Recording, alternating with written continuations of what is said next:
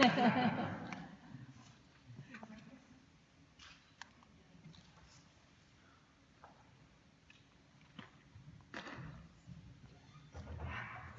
going to go a little further down It's quite an honor to be here today and to be inducted in the Glenwood Hall of Fame. I was surprised and I feel very privileged for this. Life and memories are like a kaleidoscope or a collage of people, places, things, events, and opportunities. My collage has been extraordinary, and this honor has surfaced many memories for me. Ball Chatham educated my family, my mother, my 2 aunts who are in the audience today, my 2 uncles, my brother, my sister, and myself. We have a very long history with the district. My parents gave me an incredible gift of right and left brain capabilities, a work ethic, a desire to strive to succeed. Anything worth doing is worth doing well. I heard that frequently. Measure twice, cut once. My father was a master carpenter. I heard that many times, and that also has been very helpful in the sewing that I love to do and the creativity that goes along with that. We also heard very frequently, if you don't stop crying, I'm going to give you something to cry about. So I think discipline began to enter the picture as well. Lots of love and caring was in the family. We were never idle, never. We were exposed to art, nature, the farm, the lake, swimming, life-saving, climbing trees, reading, music, gardening, and hard work. My mother had the foresight to buy us a sewing machine when I was 8 years old and lessons, and my sister and I took couture sewing by the time we were in 8th grade and made Vogue suits with hand-picked zippers and lining and bound buttonholes, something that many other folks just simply don't accomplish in a lifetime. We were not allowed to just sit and watch television. We had to do something. You can sew, you can read, you can draw, you can do something, but you can't just sit and watch television. This today drives my husband crazy because I cannot sit and just watch television. We learned early to thrive on challenges and problem solving, which I continue to thrive on today. We lived in the country on land that the University of Illinois occupies today, the farm, my grandparents' farm. We roamed the fields, the barns, and the pastures. We were the northern border of the Ball Chatham School District, the furthest away from the school. We were first on the bus every single day and last off the bus for every single day. 2 hours every day on curvy roads for 12 years. This had a very significant impact on my life and 2 serious outcomes. I have lifelong motion sickness, and I will never, ever ride a bus again. I would also say that I believe that school bus drivers should all be inducted in the Hall of Fame. And I'm pretty sure that Jack White, who's in the audience today, will agree. His mother was one of our bus drivers. I realized early in life that I liked doing things for the first time. Not being a competitive first, but doing new and different things. Being first to do them. I was in the first class to merge North Crows Mill with Ball Chatham when I was in the 2nd grade. And for those who are unaware, North Crows Mill was the last 2-room schoolhouse. We had 1 room with 3 classes and 1 teacher, and we had another room with 3 classes and 1 teacher. I remember early on, and to this day, standing at the board writing A, C, B, D, Z, all the letters of the alphabet in long lines as we stood at the board and learned how to write cursive. My son continues to ask me to print, please. I can't print, but his is exceptional. They print today, as you know, everything we read is in printed form. It's not in cursive for the most part. I was in the first and only 4th grade class that was split in a very unique way. The class was too large for the 4th grade teacher, so 10 of us were selected to be in the 6th grade classroom. Why the 6th grade, I don't know, but there were 10 desks set up in the front of the row by the teacher's desk, and we stayed in that room the entire year and were taught by none other than the principal, Martha Newman. And how unusual is that the principal would be teaching a class all year long, all day? Should I mention that she also spanked me once? Did I mention that she surfaced again as we were enrolling in high school and indicated that 4 of us needed to be in some sophomore classes in our freshman year with no study halls? That the school would be happy if they did that and unhappy if they did not. We needed to be challenged, and she knew it. They did. I subsequently tutored her granddaughter as well in French. There were some incredible teachers during the 12 years, several of whom are in the audience. Miss McLeod, who has been mentioned, who spoke not one word of English in 4 years. Terrifying. But gave us an education that would be competitive in absolutely any university. Mr. Chase was always there as well to guide our music education. Unfortunately, it did not take with me. He, however, did sing at our wedding, I think probably to keep me from doing something like that. Another teacher's compassion caused her to help me to skip school and get by with it, and spend the day with a friend and their family before his deployment to Vietnam when I was a senior. And I'm pretty sure I'm the first and only one who got through high school without having a class with Miss Tigner, and that I regret. And Mr. Cariff was the perfect principal. I don't believe he's here today. He was stern, scary, but with that hint of a smile on his face and in his eye. And yes, sir, I wish I could tell him that he were here to say, it was my mother who gave us the sheet to make the banner, to hang the sign from Glenwood High School on top of the building, which we reached by climbing through the construction ladder in the construction zone. It was at the back of the building during the junior high commencement. Unfortunately, the junior high commencement finished before we left the roof.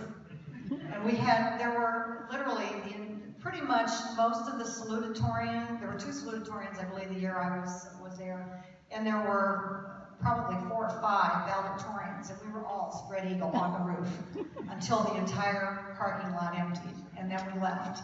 The next day, at our graduation, he came up to my mother and father and I as we were standing there and said, Mrs. Charlson, are you missing a sheep? She said, no. As I think of it today, that's probably something that could have gotten all of us expelled, but it didn't. Many memories of high school and of the district. We had experience that helped us develop the skills to be productive members of society and to give back. Phyllis mentioned some of the things that I did in high school, and I believe that those prepared me for a future job in administration. And that was added to in college with some experiences there as well. We wrote the first underground column in the newspaper because we had access to we were the editorial staff, and we had access to the mimeograph machine. We were allowed to have a voice, and when we weren't stopped. All of these activities required organizational skills, interpersonal skills, focus, and hard work. Note that there is no mention of girls' sports. I had to wait to college to be able to join the fencing team. But today, girls' sports are active here, and I'm pleased to see that. The kaleidoscope of life continued to spin into a picture of who I would become. I was well positioned and prepared to move to college, which further provided the opportunity to develop additional skills with a liberal arts education. I'll mention that I met a friend in 2nd grade when the schools merged into Ball Elementary, and that friend and I both attended DePaul University as well, and remain great friends today. And we share juried artist status at Prairie Art Alliance. I met another friend in high school who later suggested that I apply for a position for the first Associate Dean of Medical Education. He needed an administrative secretary. That sophomore typing class that Mrs. Newman made us take freshman year paid off. That friend started the kaleidoscope of my professional career. She also became my business partner and very best friend forever. I was once again involved in many career firsts, things that were important to me. The pioneer group who developed Southern Illinois University School of Medicine, is a highlight of my life. Helping with curriculum documents for the first medical school class, the first graduation, the first accreditation, the first permanent building, being the first associate provost, establishing the first budget office, facilitating the first clinics building, Cancer Institute, and the Garden of Hope, and most recently the Neuroscience Institute. I'm proud to have been part of growing the medical school from nothing to over a $200 million enterprise, providing patient care to all of Central and Southern Illinois. I've had the privilege of working with 3 deans of the medical school. The current one, Kevin Dorsey, is in the audience today. My former boss, friend, and administrative partner. We accomplished great things. The assistant provost, Gary Giacomelli, is also present. A fellow political science major and fencer, a former colleague and friend, and one who will be a forever friend to me. Outside of work, I'm a wife, mother, and daughter. My son makes me proud. He's a very talented, nice man with a strong family and work ethic. He's my computer guru. I'm the bane of his existence. I've had the opportunity to pursue my passion for creating art to wear and landscape design, the first bird and butterfly garden and theme school in District 186, cooking and community service, doing yoga and Pilates, and taking long walks with a very dear friend. These are the other parts of the kaleidoscope of my life now that make me whole in the collage of who I am today. I'm humbled by how good my life has been, and attribute a great deal of who I am to my parents and siblings who have been supportive of me and been outstanding role models, to my extended family and friends, to the education I received, the role models both good and bad, to the mentors, teachers, and the administrators who guided the accumulation of experiences over time. Being a part of this school district has been a very important part of my career development very early on, and has been a wealth of memories for me as well. During my years in the Ball Chatham schools, I formed critically important relationships and met lifetime friends. Tom Leahy is in the audience today. My first date to the 8th grade dance, I was tall. Jack said the only reason that I should have really gone to the dance with him because he was taller at that point in time. Jack is in the audience today too. He taught me to love trees. He is one of the premier prairie restoration folks in this country.